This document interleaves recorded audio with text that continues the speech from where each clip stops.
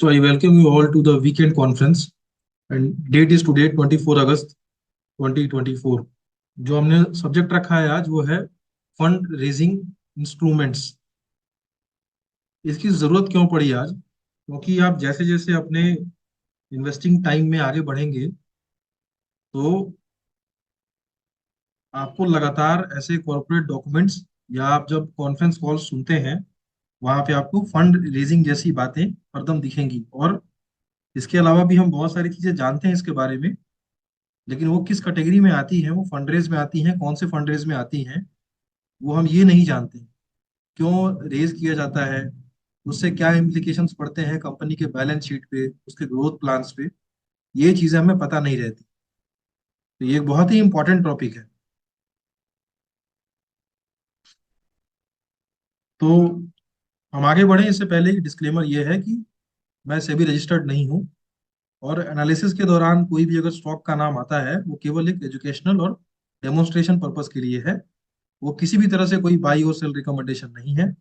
आप कोई भी इन्वेस्टमेंट डिसीजन लेने से पहले अपने फाइनेंशियल एडवाइजर से जरूर संपर्क करें और अपना पूरा थोरो रिसर्च करें। आप इस पिक्चर में देख रहे होंगे कि एक आदमी यहाँ एक बल्ब के ऊपर खड़ा है और दूसरा पैसे के ऊपर खड़ा है। ये बल्ब जो है वो इंडिकेट करता है कि उसके पास कोई आइडिया है, और आइडिया तो उसके पास है लेकिन उसके पास उतने पर्याप्त पैसे नहीं है जिस जिससे कि वो इस आइडिया को स्केल कर सके, बड़ा कर सके, उससे कुछ जनरेट कर सके।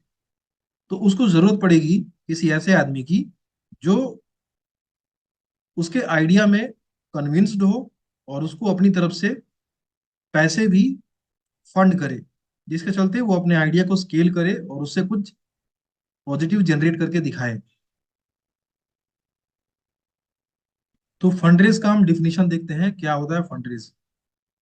Fundraise refers to the raising of capital for debt repayment, working capital management, organic और inorganic growth opportunity, any other corporate purposes. इसमें ऑर्गेनिक और इनऑर्गेनिक ग्रोथ की बात हो रही है। ऑर्गेनिक ग्रोथ का मतलब हुआ कि कंपनी जो काम करती है उसी काम को स्केल करना है, उसको बोलेंगे ऑर्गेनिक। और इनऑर्गेनिक का मतलब हुआ कि कंपनी जो काम करती है उससे अलग वो कुछ करना चाहती है, जैसे कुछ कोई कंपनी को ही एक्वायर करना चाहती है। तो अगर कंपनी को एक्वायर करना चाह रही है जो कि उसका एग्जिस्टिंग बिजनेस तो नहीं हुआ, एग्जिस्टिंग बिजनेस से जो वो ग्रोथ करेगी उसको हम ऑर्गेनिक ग्रोथ बोलेंगे। और जो मर्जर एंड एक्विजिशन से कुछ अगर ग्रोथ लेती है या किसी कंपनी में स्टेक खरीदती है या किसी कंपनी को फुल्ली एक्वायर कर लेती है, जिसको हम एक्विजिशन बोलेंगे, फुल्ली एक्वायर करके उसको अपनी सब्सिडरी बना देती है, तो फिर उसको बोलेंगे इनऑर्गेनिक ग्रोथ। तो इन सभी रिक्वायरमेंट के लिए छोटी जो कंपनी है उसको फंड की रिक्वायरमेंट होती है, तो वो पैसे रेज करती है। तो हम देखते हैं कि ये किस तरह की हो सकती हैं। तो मेनली जो है दो तरह से फंड रेज हो सकता है कंपनी में। एक तो या तो वो डेट ले ले तो उसको बोलेंगे डेट फाइनेंसिंग। दूसरा या तो वो अपना इक्विटी जो उसके पास है उसको डाइल्यूट करे, या जो एग्जिस्टिंग इक्विटी है उसको बेचे। मतलब या तो फ्रेश इशू करे इक्विटी, या फिर जो ऑलरेडी इक्विटी उसके पास है वो कोई बेचे उसको। दो तरीकों से डेट रेज होगा।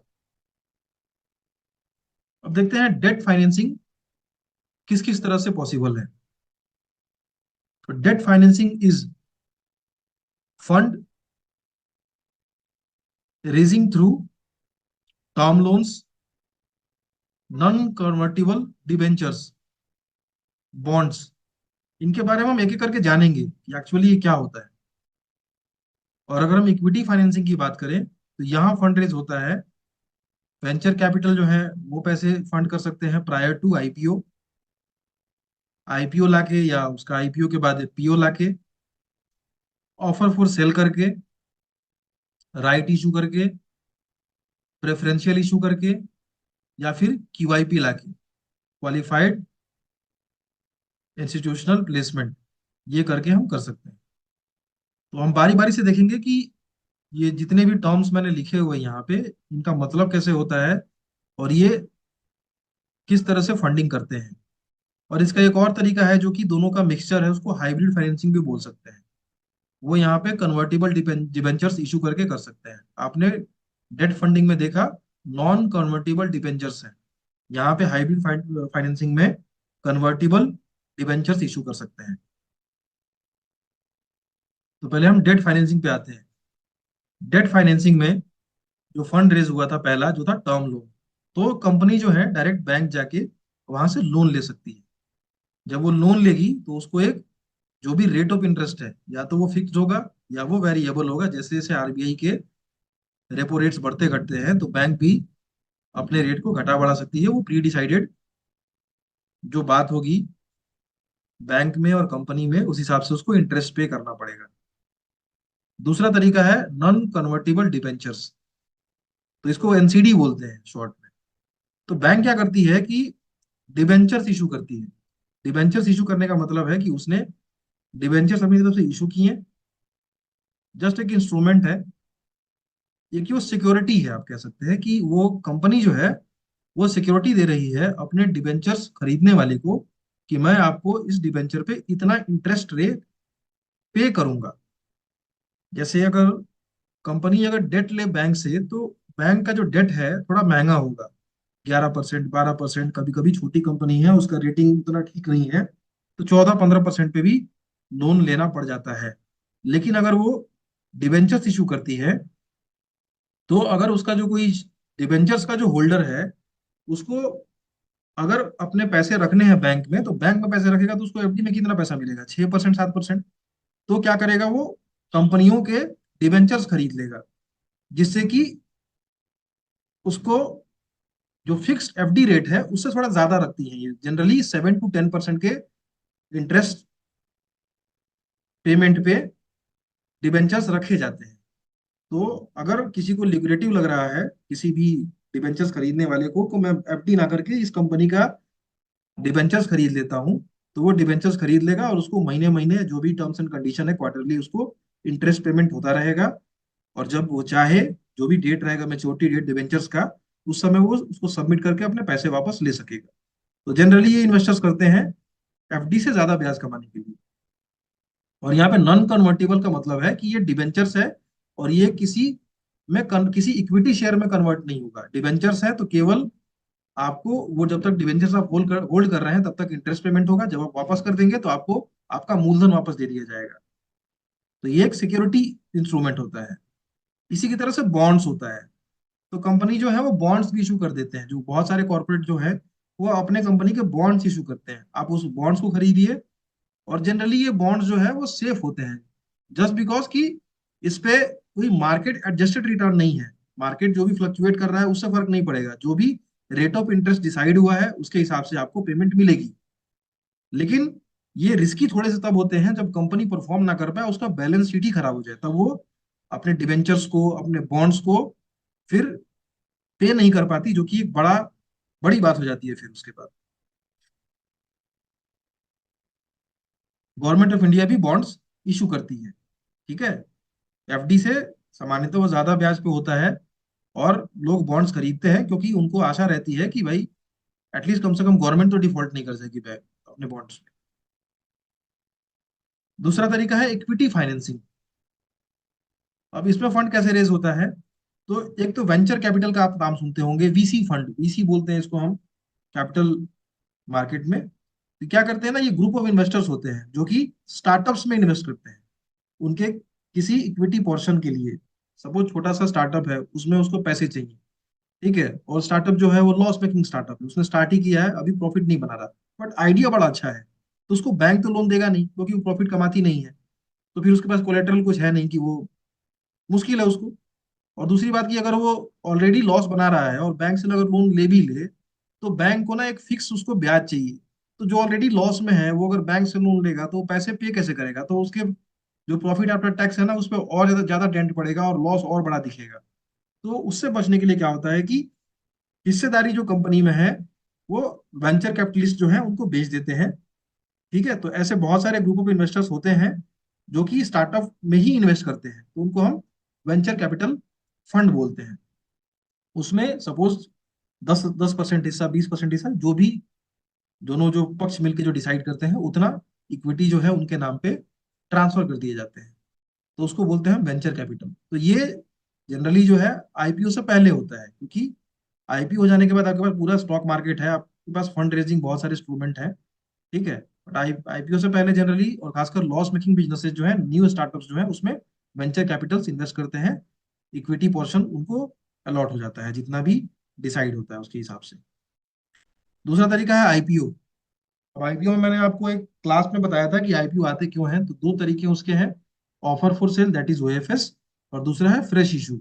अब ऑफर फॉर सेल का क्या मतलब है कि जो पहले से ही, अब देख लीजिए इसी वेंचर कैपिटल में जो पहले से इस कंपनी, किसी कंपनी का आईपीओ आने से पहले उसमें वेंचर कैपिटल इन्वेस्टेड था, तो वो क्या करेंगे, अपने होल्डिंग को, जो कि मे बी पहले से बढ़ भी गए होंगे उनके रेट्स, ठीक है, तो आईपीओ के टाइम पे वो अपने जो वेंचर कैपिटल हैं, जो पहले से वीसी फंड वाले हैं, वो अपनी होल्डिंग को ऑफर फॉर सेल में डाल जाते हैं कि भाई अपनी हम होल्डिंग यहाँ बेचना चाहते हैं, और हमारा काम इसमें हो चुका है, हम इतने ही रिटर्न से काफी खुश हैं, ठीक है। तो उसके लिए ओएफएस लेके आते हैं। आप जब पढ़ते हैं जब भी आईपीओ का बुक बिल्डिंग में क्या क्या उसमें होने वाला है, या फिर आईपीओ ऐसे भी आते हैं, कंपनी जो है सारे के सारे शेयर जो है फ्रेश इशू कर देती है कि हम नए इशू शेयर इशू करेंगे, और जो पैसा आएगा उसको लेके कंपनी के ग्रोथ में काम पे लगाएंगे।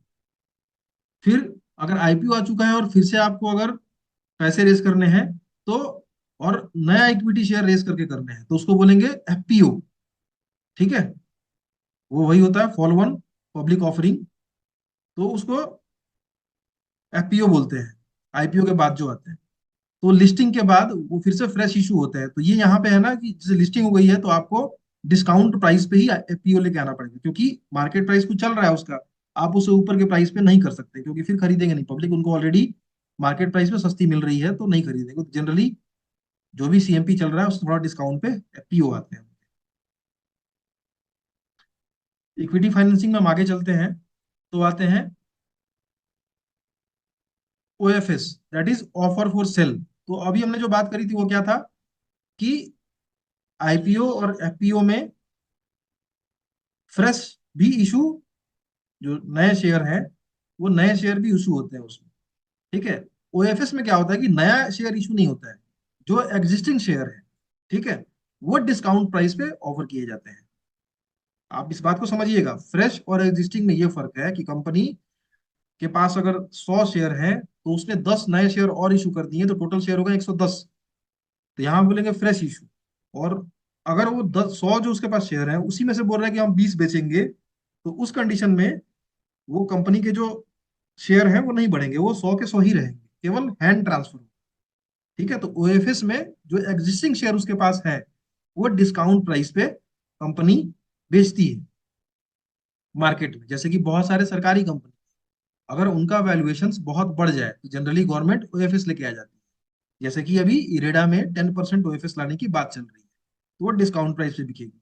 और जब डिस्काउंट प्राइस आता है तो शेयर प्राइस मतलब टेन टू फॉल, क्योंकि उसको फिर, अब लोगों को वो ऑफर फॉर सेल में कम दाम पे मिल रहा है, तो फिर लोगों को लगता है कि जो प्राइस चल रहा है हम बेच के इतना ही हम ऑफर फॉर सेल में ले लेते हैं डिस्काउंट प्राइस पे, तो उसके चलते शेयर प्राइस गिर जाता है।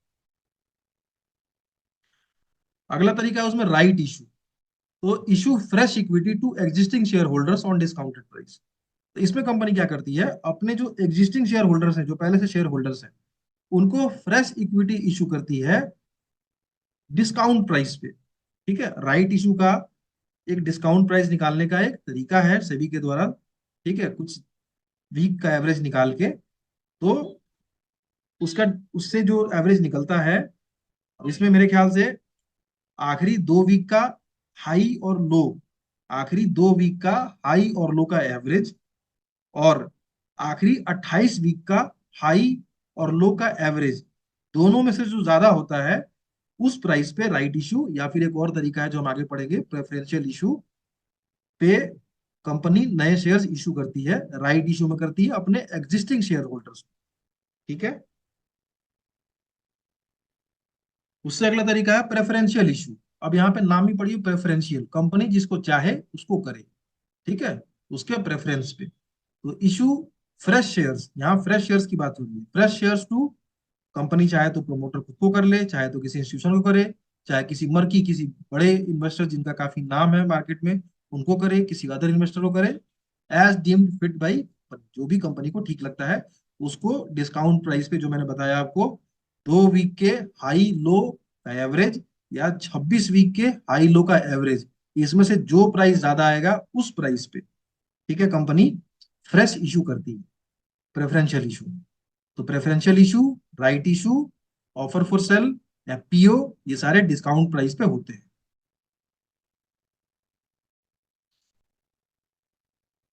फिर इसमें हम आगे बढ़ते हैं, तो अगला आता है क्यूआईपी, क्वालिफाइड इंस्टीट्यूशनल प्लेसमेंट। इसमें क्या है कि कंपनी जो है, जो म्यूचुअल फंड्स हैं, जो एफ आई आईज है, जो फॉरेन इंस्टीट्यूशनल इन्वेस्टर्स हैं या फिर डोमेस्टिक इंस्टीट्यूशनल इन्वेस्टर्स हैं, उनको डिस्काउंट प्राइस पे एक डिस्काउंट फ्लोर प्राइस प्राइस तय होता है। इसमें भी वो फ्लोर प्राइस निकालने के लिए एक फॉर्मूला है सेबी के द्वारा। तो वो भी कुछ एवरेजेस हैं पुराने पुराने वीक्स के, उस एवरेज को निकाल के एक फ्लोर प्राइस तय होता है। फिर उस फ्लोर प्राइस पे भी कंपनी चाहे 5% का और डिस्काउंट दे देती है, ठीक है। और फिर उस डिस्काउंट प्राइस पे जो भी क्वालिफाइड इंस्टीट्यूशंस हैं वो वहां पे परचेज करते हैं उसके फ्रेश इक्विटीज को, फ्रेश शेयर्स को परचेज करते हैं, यहाँ भी डिस्काउंट प्राइस पे मिलता है। अगला तरीका जो है वो हाइब्रिड तरीका है, debentures convertible to fresh equity shares, ठीक है। जैसे हमने जो डिवेंचर्स पढ़ा था, तो issue debentures on fix rate having option to be converted to equity shares on certain terms and condition. मतलब जो कंपनी डिवेंचर इशू करी थी और उस पर कुछ फिक्स इंटरेस्ट रेट पे कर रही थी अपने डिवेंचर होल्डर को, जो हमने पढ़ा था डेट फाइनेंसिंग में, ठीक है। तो उसमें ऑप्शन देती है कि आप ये चाहें तो इस डिवेंचर को आप इक्विटी शेयर में कन्वर्ट कर सकते हैं। तो उसमें टर्म्स कंडीशन लगा देती है कि आप चाहें तो इस डिवेंचर को 18 महीने के अंदर, 2 साल के अंदर आप इक्विटी शेयर में कन्वर्ट कर सकते हैं। इतने डिवेंचर के लिए हम आपको इतने number of equity share issue कर देंगे। तो अगर जो डिवेंचर होल्डर होल्डर है उसको अगर कॉन्फिडेंस उस कंपनी में कि मुझे, अगर मैं कन्वर्ट कर लेता हूं तो मुझे ज्यादा फायदा हो रहा है, अगर उसको लगता है कि 18 महीने के बाद इतना प्राइस बढ़ गया है शेयर का कि अगर मैं वापस अपना मूलधन ना मांग के इसको कन्वर्ट करवा दूं इक्विटी में तो मुझे ज्यादा फायदा होगा, तो उस कंडीशन में वो कन्वर्ट भी करा सकते हैं। तो इसको बोलते हैं कन्वर्टिबल डिवेंचर्स। और उसको, जिसको जो कन्वर्ट नहीं हो सकता उसको बोलते हैं एनसीडी, नॉन कन्वर्टिबल डिवेंचर्स। दोनों में ये फर्क है। कंपैरिजन देखते हैं कि डेट फाइनेंसिंग में और इक्विटी फाइनेंसिंग में क्या मेनली अलग अलग बातें हैं या कुछ सिमिलर बातें हैं, तो वो क्या है, ठीक है। तो इक्विटी फाइनेंसिंग अगर होती है तो इक्विटी फाइनेंसिंग होगी, और अगर फ्रेश इशू होगा तो उसमें ओनरशिप डाइल्यूट होगी। मतलब कि अगर आपने नया शेयर इशू कर दिया, सपोज 100 शेयर अगर इशूड है पहले से, उसमें से कंपनी जो है वो, मैनेजमेंट उसका 75 शेयर होल्ड करता है, तो शेयर होल्डिंग कितनी हो गई, 75%।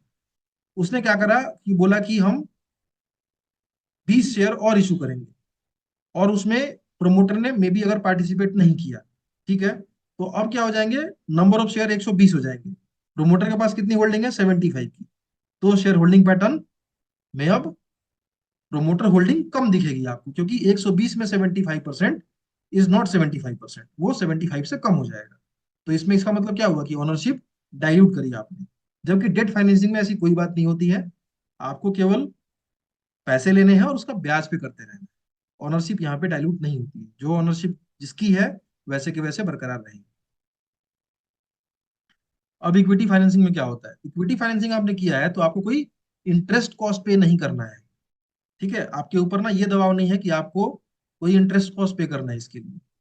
जबकि डेट फाइनेंसिंग आप करेंगे तो आपको एक फिक्स अमाउंट पे करना पड़ेगा, जो भी रेट होगा उसके हिसाब से, ठीक है। फिर अगर आपने इक्विटी फाइनेंसिंग की है तो आपके ऊपर फ्यूचर ऑब्लाइजेशन है। जैसे कि जिसने भी आपको आपकी इक्विटी खरीदी है, चाहे वो क्यूआईपी में खरीदे, राइट इश्यू में खरीदे, प्रेफरेंशियल में खरीदे, तो वो ना उनसे आपकी आपको आपसे उनकी आशाएं हैं कि जो भी प्लान के लिए आपने ये खरीदा है आपसे बार बार क्वेश्चंस होंगे, ठीक है। और आपकी क्रेडिबिलिटी भी दांव पे है उसके बाद, कि आपने पैसे रेज किए हैं तो फिर आप कितना ग्रोथ लेके आते हैं। जबकि डेट फाइनेंसिंग में ऐसा कोई फ्यूचर ऑब्लाइजेशन नहीं है, आपको केवल इंटरेस्ट पे करना है, बाकी क्या परफॉर्मेंस चल रहा है इससे कोई दिक्कत नहीं है। एग्जिस्टिंग वाले तो बिल्कुल आपको देखेंगे, जो एग्जिस्टिंग एग्जिस्टिंग शेयर होल्डर्स हैं के प्रति तो आप हमेशा जवाबदेह हैं, आप अगर पब्लिक लिस्टेड कंपनी है तो। लेकिन जब डेट आप निकाल रहे हैं तो उस टाइम में उस डेट को लेके केवल एग्जिस्टिंग शेयर होल्डर्स के लिए आप जवाबदेह हैं, बाकी कोई नया शेयर होल्डर आपको बोर्ड नहीं कर रहा। अब अगर हम इक्विटी फाइनेंसिंग करते हैं तो आपको ना एक नेटवर्क मिलता है अच्छे अच्छे इन्वेस्टर्स को अपने कंपनी में लाने का। ठीक है, तो एक्सेस टू मर्की इन्वेस्टर्स, मतलब अगर आपने आप इक्विटी रेस किया है और अच्छे अच्छे लोग आपके कंपनी से जुड़ रहे हैं, अच्छे अच्छे लोग आपको अगर अच्छा अच्छा म्यूचुअल फंड, अच्छा फॉरेन फंड, अच्छे मर्की इन्वेस्टर आपके कंपनी में इन्वेस्ट करना चाहते हैं, तो ये मार्केट को ना एक ग्रीन सिग्नल जाता है कि अच्छी कुछ अच्छा कुछ काम हो रहा होगा। और डेट फाइनेंसिंग में ऐसा कोई नेटवर्क नहीं होता है, आपको बस बैंक जाना है, पैसे लेने हैं, और या आपको किसी को अपना एनसीडी या डिबेंचर्स बेचना है और आपको उसको पे करना है। शेयर्ड रिस्पॉन्सिबिलिटी, अब चूंकि आपने जो पैसा रेज किया है वो आपको उस पर कुछ करना नहीं है, तो जिसने भी पैसा लगाया है कंपनी में आपके, तो जो भी मुनाफा होगा या घाटा होगा दोनों का शेयर्ड रिस्पॉन्सिबिलिटी है। ठीक है, वहीं अगर आपने डेट फाइनेंसिंग की है तो जितना ही पैसा आपने लिया है सारा का सारा रिस्पॉन्सिबिलिटी अब केवल मैनेजमेंट के पास है। ठीक है, कि उसको वो इंटरेस्ट कॉस्ट पे करना ही करना है। Liberty in timeline to earn, अगर आपने इक्विटी फाइनेंसिंग की है तो आपके पास लिबर्टी है कि थोड़ा आप टाइम ले सकते हैं, आपने पैसे ले लिए हैं, अब आप वेट कर सकते हैं कि मैं कब इक्विजिशन करूँ, जो नया मैंने ग्रोथ प्लान लिया है, मैंने किसी नई कंपनी को खरीदना है तो उसको कब खरीद। थोड़ा अगर टाइम लग रहा है टाइम ले सकता हूँ, क्योंकि आपके ऊपर ना दबाव नहीं है कि आप तुरंत वो प्रॉफिट निकाल के दिखाएं। ठीक है, लोग समझेंगे आप कि हाँ आप कुछ, मतलब आप कम दाम पे लेना चाहते हैं, आप अच्छा नेगोशिएशन करना चाहते हैं, आपके पास टाइम है। लेकिन आपने अगर डेट लिया है तो आपके ऊपर दबाव है, क्योंकि आपको ना अब जिस दिन से डेट लिया उस दिन से ही आपका इंटरेस्ट कॉस्ट स्टार्ट होता है। ठीक है, तो आपके ऊपर ये दबाव है कि आप बिल्कुल प्रॉफिट जनरेट करें ताकि अपने इंटरेस्ट कॉस्ट को पे भी कर पाए और आगे जाके पूरा का पूरा डेट भी खत्म करें। बट इक्विटी फाइनेंसिंग में थोड़ा आपके पास ये लीवे है कि मैं जो वैल्यू एक्रेटिव चीजें हैं उसी को एक्वायर करूंगा, किसी भी ज्यादा दाम पे मैं नहीं खरीदूँ। तो ये आपके पास लीवे रहता है, और ये आपके जो न्यू शेयर होल्डर्स हैं या इवन पुराने भी हैं वो समझते हैं कि प्रमोटर अच्छे हैं हमारे, और वो जो भी करेंगे, जो टाइम ले रहे हैं कोई दिक्कत नहीं है, जो पैसे रेज किए हुए हैं वो भी उन्होंने एफडी में डाल दिए हैं, तो वो भी लॉस नहीं हो रहा, वहाँ एफडी से कुछ पैसे हमारे पास मिल रहे हैं। और अगर इक्विटी फाइनेंसिंग होती है तो इसमें प्रमोटर चाहे तो अपना जो शेयर होल्डिंग मतलब जो उसके पास परसेंटेज है वो घटा और बढ़ा भी सकता है। अगर चाहे तो अगर वो राइट इशू में, प्रेफरेंशियल इशू में अगर खुद पार्टिसिपेट करता है, सपोज वही मैंने एग्जांपल जैसे दिया था कि जैसे 100 में 75 शेयर्स प्रोमोटर के पास है, और वो कह रहा है कि नहीं हम प्रेफरेंशियल इशू करेंगे, 20 शेयर नए इशू करता है और बोलता है 20 के 20 मैं खुद रखूंगा, तो अब कितने हो गए, 120 में अब 95 शेयर होंगे जो कि 75% से ज्यादा हो गए। वैसे 75% ज्यादा होल्ड नहीं कर सकते, 75% तक ही होल्डिंग परमिटेड है। मैंने जैसे एग्जांपल दिया, ये शेयर होल्डिंग अपनी बढ़ा भी सकता है प्रमोटर खुद को प्रेफरेंशियल इशू करके। ठीक है, तो ये एक तरीका है, और घटा भी सकता है अगर ज्यादा ही बार बार अगर वो फंड रेज कर रहा है और खुद अगर पार्टिसिपेट नहीं कर रहा है फंड रेज में, तो फिर उसका होल्डिंग घटता जाएगा। और डेट फाइनेंसिंग में ऐसा कोई प्रोविजन नहीं है, क्योंकि कोई भी इक्विटी डाइल्यूट, ठीक है, इक्विटी रेज या इक्विटी ट्रांसफर नहीं होती है। ठीक है, तो अब टेकअवेज क्या है, इन पूरे चीजों से हम क्या निचोड़ निकाल सकते हैं, हम वो देखते हैं। तो small companies need funds to go big scale, छोटी कंपनी को फंड चाहिए, चाहे वो जैसे रेस करे, डेट से करे या इक्विटी से करे। ठीक है, अगर बहुत बड़ा ऑर्डर मिल गया है, बहुत बड़े प्लान्स हैं, तो इतना प्रॉफिट जनरेट नहीं कर पाएगी कि सारा का सारा काम वो खुद ही अपने प्रॉफिट से कर ले। अगर ऐसा कर लेती है तो वो बहुत अच्छी कंपनी है। ठीक है, लेकिन अगर प्लान ही इतने बड़े हो गए कि चाहे कुछ भी कर ले अपने प्रॉफिट से काम नहीं होने वाला, तो कंपनी को फंड रेस करना ही पड़ेगा। Fund must be raised for anything which increases earning per share, earning per share बढ़ाने के लिए, मतलब नेट प्रॉफिट बढ़ाने के लिए। नेट प्रॉफिट से ही आपका अर्निंग पर शेयर निकलता है, net profit divided by number of equity shares is equal to earning per share. तो ऐसा कोई भी काम कर रही है जिससे कि आपका नेट प्रॉफिट बढ़ रहा हो, उसी के लिए फंड रेज हो तो आपके लिए अच्छी बात है। ठीक है, मतलब प्रॉफिट के लिए ही चाहिए ना, कि आप पैसे दे भी रहे हैं तो आपको प्रॉफिट ज्यादा चाहिए ना, पहले जो प्रॉफिट था अगर सेम प्रॉफिट है तो क्यों पैसे देंगे नया पैसा। तो कुछ भी अगर फंड रेज कर रही हो तो वो नेट प्रॉफिट को बढ़ाने के लिए ही कर रही होगी कंपनी, तो ही वो एज ए इन्वेस्टर आपके लिए अच्छी बात है। Fund raise for managing working capital to be critically assessed, ये मैंने पहले भी बहुत बार बात की है आपसे, कि वर्किंग कैपिटल को मैनेज के लिए मतलब कि जो एग्जिस्टिंग काम है, वो जो काम है ना, वो कंपनी का जो एग्जिस्टिंग कैश फ्लो है ना, उसी से मैनेज होना चाहिए। अब वो कैश फ्लो जनरेट नहीं कर पा रही है कंपनी, तो वो फिर उसको अलग से फंडिंग चाहिए ताकि वो अपना जो नॉर्मल वर्किंग है वो चालू रख पाए, उसके लिए फंड रेज कर रही है। तो ये चीज तो ठीक नहीं है, इसको क्रिटिकली देखना पड़ेगा। जो मैंने आपको पहले भी एग्जांपल दे रखे हैं, कोई गोलगप्पा बेच रहा है तो उसकी लागत 80 रुपए है, उसने 100 का बेचा, और उसको पता है कल मेरा 120 का बिकेगा, लेकिन उसको पैसे उसको उस दिन केवल 50 रुपए मिले, 50 उधार लगा दिया। तो वो बेचारा अब 120 का डिमांड पूरा करने के लिए पहले 80 खरीद रहा था 100 के लिए, अब तो 90 तो कम से कम खरीदेगा ना, लेकिन पैसे तो उसको 50 ही मिले। उस केस में क्या करेगा वो? फंड ही रेज करेगा ना, चाहे वो पैसे डेट ले या अपना हिस्सेदारी बेच दे। तो वर्किंग कैपिटल मैनेजमेंट के लिए अगर फंड रेज हो रहा है तो ये अच्छी बात नहीं है। Murky investors presence attracts eye ball, मतलब कोई बड़ा इन्वेस्टर अगर फंडरेज में शामिल है तो ये स्ट्रीट जो है, आपका स्टॉक मार्केट का जो स्ट्रीट है, वो उसको आकर्षित करता है कि यार इन्होंने अगर इन्वेस्ट किया है तो कुछ ना कुछ चीजें देख रहे हैं। तो ये ध्यान रहना चाहिए कि इसमें कोई अगर मर्की इन्वेस्टर आ रहा है आपके फंडरेज में, तो सामान्यतः वो कंपनी के लिए, और एज अगर आप पहले से एग्जिस्टिंग इन्वेस्टर है तो अच्छी बात है आपके लिए। Company should have clear growth plan. जब फंड रेज हो रहा है तो जैसे मैंने बोला कि नेट प्रॉफिट बढ़ाने के लिए होना चाहिए, तो नेट प्रॉफिट बढ़ाने के लिए उनके पास ग्रोथ प्लान क्या है? वो कुछ कंपनी खरीदना चाहते हैं, या उनको नया कुछ ज्यादा बड़ा ऑर्डर मिल गया जिसके लिए उनको पैसे की जरूरत है, ऑर्डर का रॉ मटेरियल खरीदने के लिए, तो क्लियर ग्रोथ प्लान आपको पता होना चाहिए। Frequently frequent equity dilution to be assessed critically. अब लगातार जो कंपनी है, अब एक बार उसने फंड रेज कर दिया, तो पहले प्रोमोटर होल्डिंग था 60%, अब नया उसने शेयर इशू कर दिया है, तो और पार्टिसिपेट नहीं किया प्रमोटर ने उसमें फंड रेज में, तो अब इक्विटी रह गया 50% उसके पास। उसने फिर फंड रेज कर दिया, अब इक्विटी रहेगी 40%। तो ऐसा ना हो कि फंड रेज कर करके और जो प्रोमोटर है वही गायब होता जा रहा है और नए शेयर होल्डर्स आते चल रहे हैं, तो ये अच्छी बात नहीं है। प्रोमोटर की सफिशिएंट होल्डिंग बरकरार रहनी चाहिए, ये भी ध्यान रखना। तो फ्रीक्वेंट इक्विटी डायल्यूशन अच्छी बात नहीं है। Promoter stake should not go down substantially, यही मैंने जो बात करी। अगर लगातार फंड रेज कर रहा है और प्रोमोटर पार्टिसिपेट नहीं कर रहा है तो उसका स्टेक जो है वो डाउन होता चलेगा। तो जब ऐसे कंडीशन में पहुंच जाए जहां उसका बहुत ज्यादा स्टेक बचा ही नहीं, तो कंपनी कैसा परफॉर्म करे, उसको क्या मतलब है? ठीक है। Promoter participation boost investors confidence. अगर प्रोमोटर भी फंड रेज में अगर पार्टिसिपेट कर रहा है तो ये इन्वेस्टर को कॉन्फिडेंस देता है कि चलो प्रोमोटर भी अपनी तरफ से पैसे लगा रहा है कंपनी में, नए पैसे, खुद के अपने पर्सनल पैसे लगा रहा है। तो ये अच्छी बात है, क्योंकि सबसे ज्यादा पता कि होने क्या वाला है कंपनी में वो प्रोमोटर को ही पता है। तो ये बड़ी बड़ी अच्छी बात होती है। The closer issue price to CMP the better, मतलब जो इशू प्राइस डिसाइड हुआ है, प्रेफरेंशियल इशू का, राइट इशू का, क्यूआईपी का, वो सीएमपी जो करंट मार्केट प्राइस है उससे जितना पास है वो उतना अच्छी बात है। मतलब कि ज्यादा डिस्काउंट पे फंड रेस होगा तो मतलब फिर लगेगा कि हाँ मतलब बहुत डिस्काउंट हो रहा है। तो ये मतलब कि अपने मन से डिसाइड नहीं हो सकता इशू प्राइस, उसके लिए एक फॉर्मूला है जो मैंने बताया आपको। 2 वीक से लेके 26 वीक का एवरेज निकालना है, वीकली एवरेज, मतलब वीकली टॉप प्राइस एंड सबसे बॉटम प्राइस, उसका एवरेज निकालना है, दो 2 वीक का और 26 वीक का, जो प्राइस ज्यादा है वही इशू प्राइस होगा। तो उसमें कंपनी कुछ कर नहीं सकती।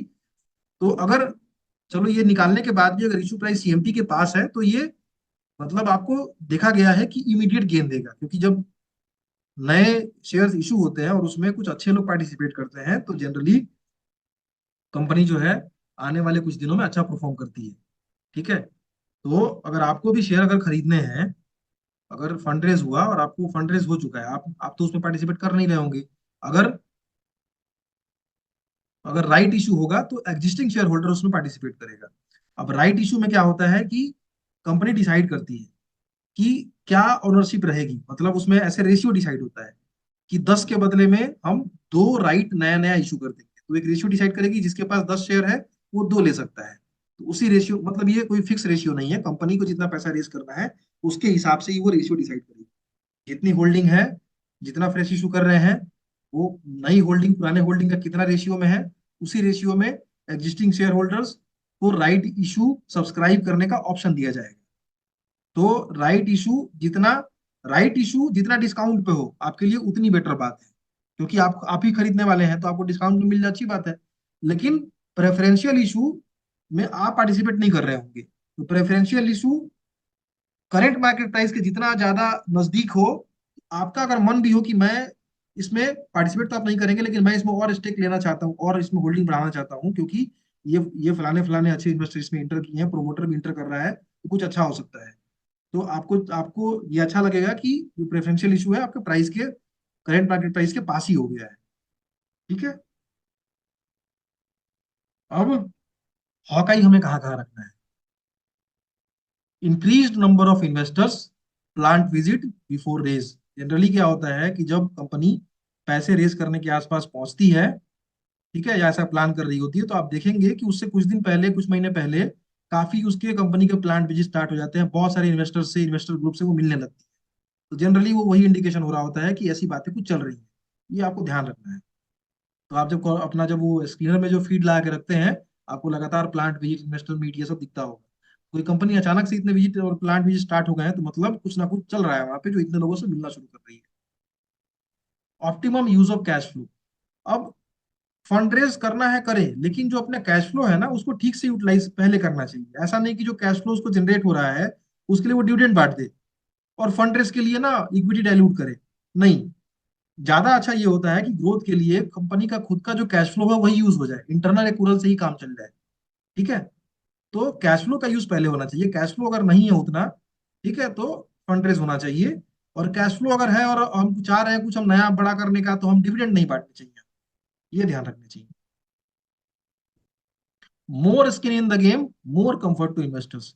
ये more skin in the game का मतलब प्रमोटर का जितना ज्यादा स्किन, मतलब जितनी ज्यादा होल्डिंग उसकी उस बिजनेस में लगी हुई है, इन्वेस्टर्स को उतना कंफर्ट देगा कि यार प्रमोटर का बड़ा हिस्सा इसमें है।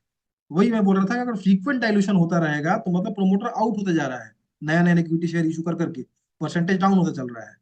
ठीक है, तो वो कंफर्टेबल नहीं हो सकता इन्वेस्टर के लिए। मर्कीज एंट्री समहाउ वैलिडेट्स जेन्युइनिटी। मतलब कि जो मर्की इन्वेस्टर अगर उसमें आ रहे हैं तो उनके पास ऐसा है, ग्रुप ऑफ इन्वेस्टर उनके हैं, उनके ऐसे कॉन्टेक्ट्स होते हैं कि आपको लगता है अगर कोई बड़ा आदमी चला गया है तो जेन्युइनिटी हो जाती है कि यार अगर ये है तो कुछ ना कुछ उन्होंने देखा है, ऐसे तो पैसे वो इन्वेस्ट करते नहीं। तो ये चीजें वैलिडेट करती है। Conservative fund managers are critical to valuation. और कंजर्वेटिव फंड है कोई, डीआईआई और एफआईआई या कोई म्यूचुअल फंड जो बहुत ही कंजर्वेटिव फंड मैनेजर चलाते हैं, उसको वो वैल्यूएशन के बहुत, जैसे अपना एक पराग पारिक है और भी बहुत सारे, क्वांट भी है, क्वांट तो खैर ले लेता है बड़े वैल्यूएशन पे भी, लेकिन वो कम से कम ग्रोथ कंफर्म करता है। तो वैसे अगर कोई फंड अगर इंटर कर रहे हैं तो मतलब उनके फंड मैनेजर्स काफी क्रिटिकल होते हैं वैल्यूएशन को लेके। तो मतलब एटलीस्ट कम से कम आपको वैलिडेशन इसका भी मिल जाएगा, अगर ये फंड घुसे हुए हैं, ठीक है, तो वैल्यूएशन तो मतलब उन्होंने वैलिडेट तो किया है। Fund raise at super valuation में बी अ ट्रैप। होता क्या है कि जब भी कोई कंपनी बहुत ऊपर भाग जाती है ना, कुछ भी झूठ बोल के मैनेजमेंट मार्केट में कि हम कुछ एक्वायर करने वाले करके फंड रेज कर लेता है, अपना कुछ इक्विटी बेच के। उसको पता है कि जो वैल्यूएशन मुझे आज मिला हुआ है वो वैल्यूएशन मुझे नहीं मिलेगा आगे जाके, तो इस पैसे पे अगर मैं पैसा रेज कर लेता हूँ तो बढ़िया है मेरे लिए। ठीक है। या फिर कोई एग्जिस्टिंग इन्वेस्टर उस प्राइस पे बाहर निकल जाता है, आपका ओएफएस आ जाता है उस पे। ठीक है, तो ये चीजें जो सुपर वैल्यूएशन पे फंड रेज थ्रू ओएफएस, ठीक है, थ्रू एपीओ, ये एज अ इन्वेस्टर अच्छी बात नहीं है। कि लगातार अगर फंड रेज हो रहा है या समटाइम्स फंड रेज हो जाता है, कंपनी को ये लगने लगता है कि जो वैल्यूएशन मुझे मार्केट में आज मिल रहा है वो बहुत ही भयानक वैल्यूएशन है। एग्जाम्पल मैं बता सकता हूँ आपको, जीएमएम फॉडलर याद कर लीजिए, और भी बहुत सारे हैं, शायद इंडिया मार्ट, ये लोग भी हैं। मतलब वैल्यूएशन जब बहुत हो गया मार्केट में तो ओएफएस लेके आ गए, ऑफर फॉर सेल। तो जब किसी एग्जिस्टिंग शेयर होल्डर को लगेगा उसमें, या प्रमोटर को ही लगेगा कि मैं अपना कुछ इसमें बेच ही देता हूँ मार्केट में, ये वैल्यूएशन कहाँ मिलेगा? क्योंकि अगर वो खुद बेचने जाएगा ओपन मार्केट में ना, तो फिर सेंटीमेंट खराब होगा कि प्रमोटर अपना माल जो है मार्केट में ओपनली बेच रहा है, तो उससे शेयर प्राइस जो है स्टेबल रहेगा नहीं, वो गिरना शुरू हो जाएगा। तो थोड़ा डिस्काउंट देकर उसको निकाल लिया जाए। तो ओएफएस जो है बहुत क्रिटिकल चीज होती है। ठीक है। ओएफएस लाने की क्या जरूरत है? इतना कॉन्फिडेंस है आपको तो ले आइए ना अच्छे इन्वेस्टर को और कर दीजिए प्रेफरेंशियल इशू, कर लीजिए, राइट इशू कर लीजिए, प्रेफरेंशियल इशू कर लीजिए, ओएफएस लेके क्यों आ रहे हैं आप? आपके में इतना ग्रोथ जब है तो आप कन्विंस कीजिए कुछ इन्वेस्ट ग्रुप ऑफ इन्वेस्टर्स को, और उनको ले आइए अपने बोर्ड में, और कर लीजिए थोड़ा डिस्काउंट पे देके। वो तो अच्छा डिसीजन, मतलब अच्छा सेंटीमेंट देगा। ठीक है। तो एट द एंड जो भी हम देखते हैं तो जस्ट एक थॉट डेवलप होता है। तो we are just saying now, ठीक है, बड़ी पुरानी बात है, गिव स्टोन टू अ वर्दी विल टर्न इनटू डायमंड। मतलब एक लायक आदमी को आप स्टोन देंगे ना, वो मेहनत करके ना उसको हीरा बना देगा। ठीक है। तो वही सेम प्रमोटर अगर लायक हो, उसको थोड़े बहुत पैसे मिल जाए, थोड़ा हेल्प मिल जाए, कुछ भी हो जाए उसके पास, तो उसको ना कुछ उसमें वैल्यूएबल वो क्रिएट कर देगा उससे। और वहीं give gold to unworthy will flog off. मतलब सोना भी दे देंगे ना नालायक आदमी को, तो उसको मिट्टी में मिला देगा। ठीक है। तो ये फंड रेज से हम ये मोटा मोटा एक कंक्लूड कर सकते हैं। तो जो भी फंड रेजिंग हो रही है उसका प्रॉपर ग्रोथ प्लान होना चाहिए। कुछ अगर मर्जर करने हैं उसको, कुछ अगर नया बिजनेस एक्वायर करना है, कुछ अगर ज्यादा बड़े ऑर्डर आ गए हैं उसका एग्जीक्यूशन कैसे करना है, तो ये क्लियर चीजें एकदम होना चाहिए। ठीक है। और जो मैनेजमेंट अच्छा नहीं है उसको तो बस पैसे मिलने चाहिए, कैसे मिल जाए इससे मतलब है। यही कहने का मतलब था। With this I finished. Now floor is open to anyone.